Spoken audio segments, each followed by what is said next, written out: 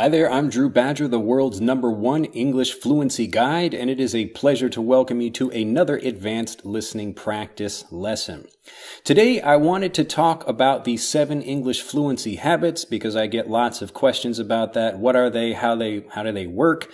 And what's a great way to develop them? So let's, begin at the beginning. I want to talk about, in this video, my own progression of learning Japanese, how I started doing that, because people also ask me questions about how I learned Japanese. And then we'll move into talking about the development of the 7 fluency habits and how they can help you get fluent faster.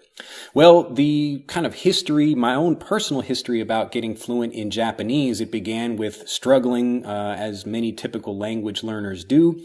So in the time before I came to Japan, so I came to Japan in 2003, and I had not learned Japanese before I came to Japan. I had only studied a little bit of part of the written languages, so I had learned some hiragana and katakana. And these are 2 of the 3 written languages in Japanese, and these are again like the alphabet that we have in English. And so I started learning those, but when I actually came to Japan, I didn't know any of the language at all. So I was really struggling from the very beginning, and I had also struggled and failed to learn Spanish in college and French in high school. So I hated learning languages, and I did not anticipate I remember actually when I was in college and I was thinking to myself after maybe my freshman year when I had failed to learn Spanish, that I was thinking, okay, I'm never going to learn a language again. This is really painful, and English is a great language, so I don't have to learn another language. It's okay. So I did not think I would ever be studying another language again. Now, I had an interest in Japan, and I wanted to go to Japan, but I guess I didn't really think I'd have to learn the language. I know it sounds kind of weird, but when I thought about when I was younger, I just really enjoyed Japanese garden design and other design things, which really didn't have much to do with the language itself. So I didn't care about really watching Japanese animation, or I didn't care about reading Japanese novels or anything that had to do with Japanese history like that. So nothing that was really connected directly with words. It was more, I could even just look at a picture book, even a picture book or a book with pictures in it from Japan, and I didn't care about what the actual writing in the book was because I was just looking at the gardens and I just thought they really looked nice. So when I'm thinking about coming to Japan and I finally arrive here, I realize, okay, I'm actually living here now, so I better, I have to learn the language in order to just survive. And these are things like going to the bank to make a deposit, or going to the grocery store to buy something, or even getting a haircut, because I don't want to just be living somewhere and let my hair get all messy after a whole bunch of years in a country, and I never bother to learn the language, so I can't even get a haircut. So when I'm thinking about learning Japanese, I start the typical way where I'm reading grammar books and listening to listening practice CDs, and I'm trying to talk to people, but really I can't actually say anything. So I just say hello, and my name is Drew, and I have kind of a little self-introduction that I rehearse, but when people ask me questions after that, I couldn't say anything. So it was really embarrassing and frustrating for me. And I was going to a local school, maybe not a school, but just a classroom locally that was teaching Japanese. And it was about a 45-year-old woman that was sitting with me and a couple of other foreigners and just talking about, hey, this means this. And she would explain a grammar structure, and I hated it. So I couldn't explain anything. I was just embarrassed because I couldn't actually communicate in the classroom and I wasn't learning anything. So I quit after maybe 3 or 4 sessions. And I was still trying to learn at home and still frustrated. But the story I tell people, this is really what happened, was I was walking through a park and I just started thinking, what was the best way, or I guess what was the actual way that Japanese speakers were learning the language? Because I can speak English, but I don't really remember how I was as a child, how I learned it naturally. So how did I learn to speak? I kind of forgot that, and maybe as adults, that's something most people forget. But when you watch little kids speaking with their parents, you can see how the language develops.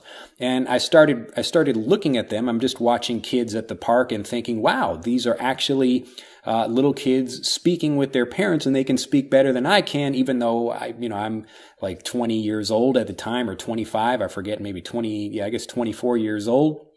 And it was just shocking to me how they were actually able to speak, even though I had the mind, the logic to understand the grammar rules and things, but I just couldn't actually get the words to come out of my mouth. So I could understand a few things and I could maybe speak a little when I'm by myself, but I kind of lose the language. My words escape me. There are different ways you can say it, but basically my Japanese was broken when I was just speaking with people in an everyday sense. So I was really hating it, but seeing how the Japanese children and their parents were speaking to each other, I realized instantly that they're actually learning in a different way. And that's when I first had the idea that if you want to speak like native speakers, you have to learn like them and you have to actually practice like them and speak like them. And you develop fluency that way from a very early age, but you can actually do the same thing as an adult learner. So you can practice the language in the same way that a native speaker would, and you can develop fluency that way as well.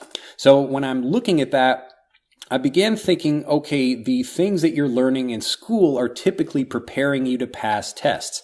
And this was particularly true. It's still very true in Japan. People are not really focused in Japanese schools about how we can help students actually speak. This is about how do we get them into high school or into college or just to pass a TOEFL exam or something that they can use to go to a different country. So back when I was in high school, I remember we had exchange students from Japan, and I guess they were able to pass some kind of test in order to come to America, but none of them could really speak very well. And so this was kind of a typical thing. Maybe one or two of them could speak, but everyone else was still quite shy and didn't actually want to communicate. And this wasn't just Japanese students. This is students from many different countries. But people I've met that, again, you can easily tell how they learn no matter what country they're from or how old they are just by the way that they speak. So you can tell, this person actually practices the way native speakers do, and this is why they sound like a native English speaker. So when I began thinking about that, you're learning the rules of a language or the grammar rules or certain vocabulary words just so you can pass tests. So clearly there's not only a difference in the way that you're learning versus like classroom and then what real life is like, but also the different skills that you're developing are much different. Now, if you think about what language learning is, it's actually the same thing as developing a habit like being able to play a sport or an instrument properly. So if you have something like a book that you're going to look at, I'm going to learn, a martial art or an instrument or a sport by looking at a book. I'm going to understand it in an intellectual way, logically. Okay, if I want to shoot a basketball, I need to have my hands at a 35-degree angle and shoot my wrist, and I can explain how to do all that. But when I go to an actual basketball court, you have to train yourself. And this is the whole idea about training something, just means to develop a habit of doing something so that you can do it automatically. Now, this is exactly what the kids at the park were doing with their parents, and they're sitting with their mom or their dad, they're playing with them, and their parents are explaining things like, oh, look, a bird, or it's a dog or a cat or something else at the park. And then they would have very simple grammar structures, and they would use those over and over again. And then the child would copy that because they're understanding not the grammar rule, but they're understanding kind of what the parent is trying to communicate. So they're not thinking about like, okay, there is a rule for this. They're just saying, oh, this pattern produces this kind of idea or makes this, it kind of represents a particular thing that I want to say. So a set of words is a particular meaning, and that's what they're connecting. They're not thinking about rules. They're just thinking about what words can I use or what words are other people using that I can express and make my meaning understood. So if you're thinking about the different habits that you develop, the habits that you develop in school are how can I study vocabulary, how can I memorize things, and how can I memorize grammar points. And I'm doing that just so I can pass a particular test.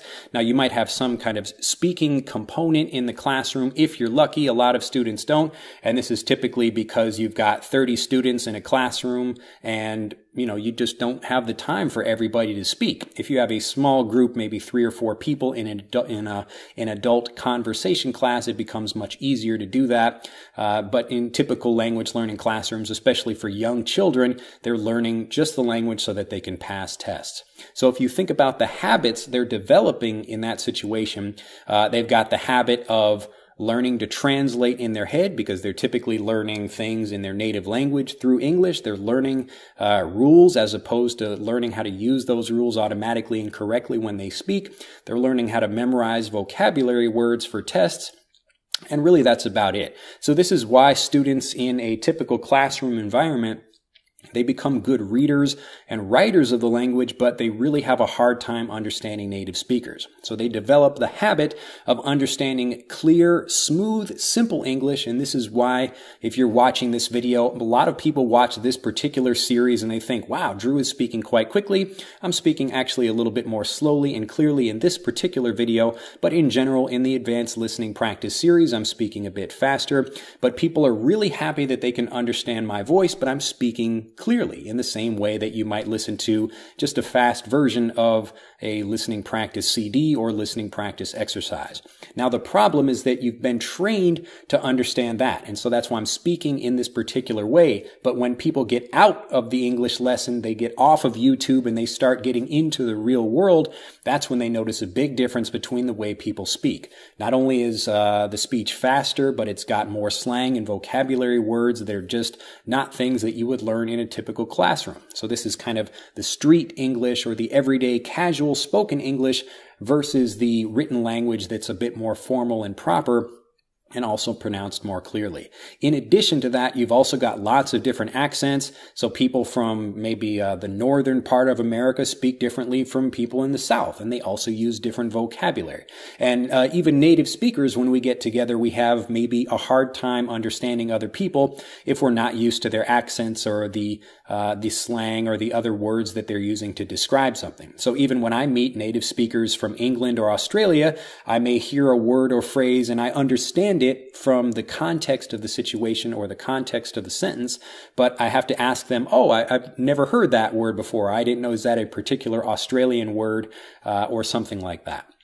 So when I'm speaking to people in a normal everyday sense, it's much different from the way I speak. I mean, I'm actually quite clear in general when I'm speaking with people normally.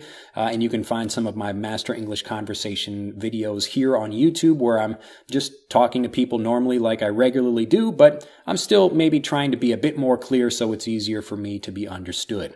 Now, again, you're taking the habits. It's a different set of habits that you're developing, but typically the habits that you develop in the classroom are actually making it worse for you to speak. So you're developing specific things that prepare you for a test, but these habits do not translate, they do not move, they do not help you become a fluent speaker because they're not training you to do that thing. So it's like if I go to a basketball court and I have like one classroom that teaches me to lay on my back and throw the ball up in the air. It's great practice if you want to do that, but in a real game, that doesn't happen. So that kind of training is actually not preparing me. It's wasting my time. So I know some people that are really young, they have to go through particular English classes, and until we release the programs that we want to release in the future that we're working on currently, maybe we can't solve the entire world's problems, but for the adult learners that can watch this video or watch this series of videos and you can decide how you want to learn,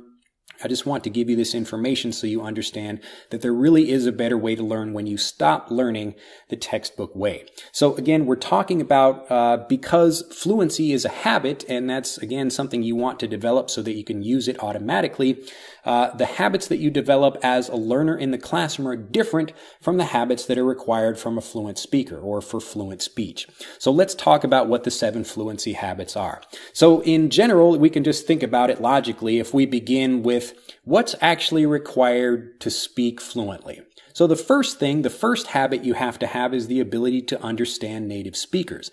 So the first of the 7 habits is, how can I understand what people are saying to me? Again, you might be able to understand what I'm saying in this video, but if you have problems understanding native speakers in everyday conversations because maybe their pronunciation is difficult or they're speaking too quickly or the vocabulary they're using is just very new to you, you've never heard it before, This is one of the habits that you have to develop, and you can really only develop it by listening to native English speakers. And again, this is the same thing native speakers do in their own language. So anything like all 7 habits that we have for being able to learn a new language are the exact same habits that a native speaker would have. So these are all things that you have for yourself when you're speaking your native language, even though you have not yet developed them for learning English.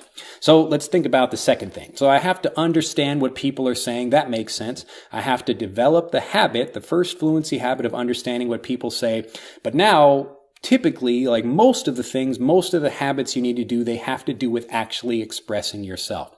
Now, the first one of these is actually just having the confidence to be able to express yourself. Now, even if you're making a mistake or you're worried about that, confidence is something you develop with the other habits that you have. So as you improve and learn more vocabulary, typically your confidence improves as well. And as you start learning more difficult things, your confidence moves up. So the ability to speak confidently, this is a habit you develop, but typically it's something you develop with the other things. So we've got being able to listen and understand native English speakers, and then we've got actually the habit of being able to speak confidently. So we've got 2 of the habits so far. And again, neither of these 2 things are something that you would develop in the classroom. So even just these 2 habits, if you don't have either of those things, you're not going to be able to have a good conversation with people because, again, you can't speak if you don't understand what the other person is saying or if you don't have the confidence to actually start speaking. Now, the second thing, or I guess the third thing in general, the third fluency habit is, are you actually able to communicate with native English speakers? Now, again, this is different from what you can do in a classroom where maybe you would have a person that you can speak with and it's just a person that's using typical textbook things that you would find in the actual classroom. But being able to speak with the native speaker, this is again part of using the vocabulary that they use, but also being able to understand what they say. So an actual fluent speaker, they can communicate no matter who the person is. So obviously the vocabulary might be a little bit different if you're from Australia or England or America or Canada. But again, in general, the languages are quite similar. So they sound maybe a little bit different and the vocabulary is a little bit different as well. But in general, it's the same thing. So people typically that can communicate in an English classroom, if they get into a conversational situation with a native English speaker, they freeze and they can't actually have a conversation with them for many different reasons. But again, all of these habits work together. And in general, it's like a chain. And just like a chain, if you have one of the habits, one of these links in the chain, as each one of these habits is a link in that chain, if one of these links is not functioning properly or you don't have it at all, the entire thing breaks. And this is why you have a lot of problems speaking if you can't communicate fluently. So we've got 3 things so far. We got 3 of the 7 fluency habits. The first one is being able to understand native English speakers. The second one is am I really confident about what I want to say? Can I actually speak and be willing to make mistakes? Even right now, if I'm speaking and maybe there's something I want to say, but I make a mistake or I say a different word or something, I still have the confidence to get in front of the camera and express myself. So you can really develop the confidence to be able to do that. And then can I get into a conversational situation with native English speakers? Now, related to this, the 4th fluency habit is, can you actually have a conversation using the kind of language that a native speaker would use?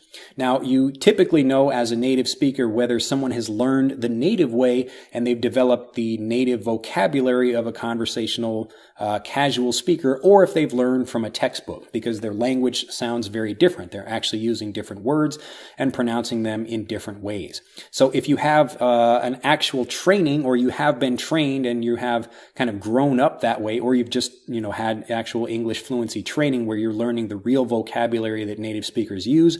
So these are things like phrasal verbs and idioms and other advanced expressions that only native speakers would use, then this is something that really shows that you're actually fluent. So again, if you've got, maybe you can understand people, but you can't actually use that grammatically correct phrasal verb or idiom or slang expression, something, then it's showing that you don't have that habit of fluency. Now, this is maybe one of the kind of least important ones. I mean, it's very important actually if you want to be able to communicate well, but you can have a conversation without knowing lots of great conversational phrases and expressions. But the experience is much different if you do. So I remember, I think I sent a letter to email subscribers not that long ago about a Japanese guy I met, and we were talking about something, and he used a particular phrase, and it changed my impression of him very quickly. I forget exactly what the phrase was, but it was something that only a native speaker would use, and he had learned that while living in America. So you don't need to be in an English-speaking country in order to do that. You can learn great vocabulary that's conversational and casual anywhere, but in this situation, this is something he had done, and it changed the way I thought of him. So he was able to speak, but as soon as he was able to use more conversational, casual things that only a native speaker would use, you typically respect that person more. You see them in a different way, and it's something kind of unconsciously that you do naturally. So it's not important, but it's very important at the same time. So if you want to be able to speak well, you have to understand and be able to use the actual vocabulary that native speakers are using. Now, related to this, the next fluency habit is your pronunciation. Do you sound like you're speaking individual words, or does it sound like one smooth and blended thing of speech or one part of speech, just the same way that a native speaker does? Now, this is something that, again, it develops as you're improving your pronunciation while you're listening and improving your listening skills. So both of these two are tied together very closely. If you can't understand native speakers, it probably means you also can't pronounce words very smoothly either. Because again, these two things are learning or developing together. If you can understand people really well, that means you can also communicate in a smooth and blended way. So the more you can practice your pronunciation by even just doing listening, so listening to native speakers and then trying to communicate and shadow the way they do, this means actually speaking in the same way they speak, then this is the same thing that you develop. You can have the same kind of pronunciation a native speaker does, even without living in a native speaking country, just because you're learning the same way they are.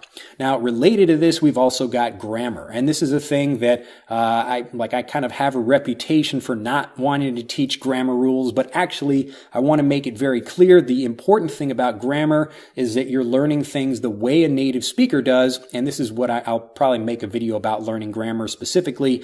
But just kind of explaining it very quickly now, when you're learning grammar, the point is really to understand what combination of words produces a particular idea. So you don't try to think about a particular grammar point by thinking about this word and then that word and then that word. You think about, okay, this grammar structure is something that you cannot do. So I can't do something, even if you just see like the circle with the little line through it, like the Ghostbusters symbol.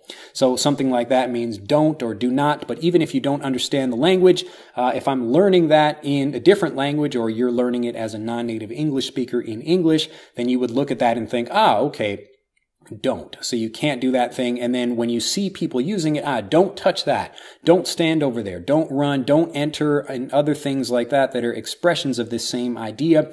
This is how you develop grammar. So if you want to develop the ability to not, or I guess I should say the ability to use grammar correctly and automatically when you speak, you have to learn grammar the same way a native speaker does.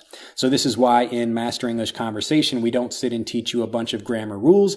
We give you the kind of thing that you want to express, and then we give you visual examples of how it works. So this is the same thing that a native English speaking child would do, and this is exactly how you should be learning grammar. Now, if you think about all these things kind of coming together, the last one produces fluency. Now, fluency just means, again, we're trying to communicate things and making sure that we can understand and communicate without having to think for a long period of time or to translate. And fluency can be even just using one particular sentence, like where's the bathroom? So I can use that fluently whenever I want to use it, even if I can't use other sentences or any other part of the language. So fluency can be specific to using one particular phrase or word automatically.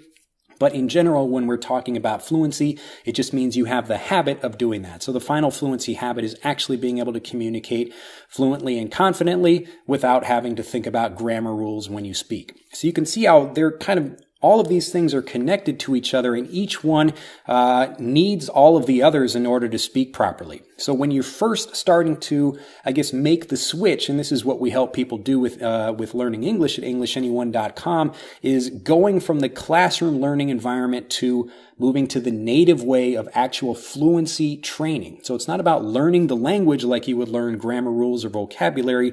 It's about actually developing the habits required to speak fluently, because you just don't get them from a regular classroom setting. So all of these habits come together where we're talking about, let's see, we got grammar, being able to use grammar automatically, being able to speak fluently, being able to understand what native English speakers are saying. We've got the confidence, so being able to understand people, what they're saying, understand grammatically, and you're actually able to communicate even if you're going to make a mistake, which is okay. We've got really great pronunciation, all of these things that come together to produce fluent speech. And really, like, we call them 7 fluency habits, but they're all interconnected. And all of these things come together to produce fluent speech. So if you're thinking about getting fluent and you're struggling right now, you're at that point where, I keep learning more and more words, but it doesn't feel like I'm getting any more fluent. The reason for that is because there's the weak fluency habit, the weak link in that chain that you need to improve. So this is actually how we help people improve specifically. And most people, when they discover this, they're really excited, because they see, okay, I've got a really good vocabulary. I can read and I can write very well, but just this one thing over here, like my confidence is really weak. So at EnglishAnyone.com, we teach people how to improve that. So how to focus on that particular thing, how to start developing that particular habit. And when you do that, it makes the entire chain stronger. So the weakest link of that chain, whatever that is, that's the thing that's stopping you from speaking fluently. So take a moment and think about what are the things that you really struggle with as a native speaker, or I guess not a native speaker, but a learner of the language. Is it that you struggle with pronunciation, or maybe grammar, or you lack confidence, or you don't know how to practice with native speakers, or you don't know the native vocabulary that people use, or you have trouble understanding people? Whatever that habit is, we can help you improve that thing, and that's what we do at EnglishAnyone.com.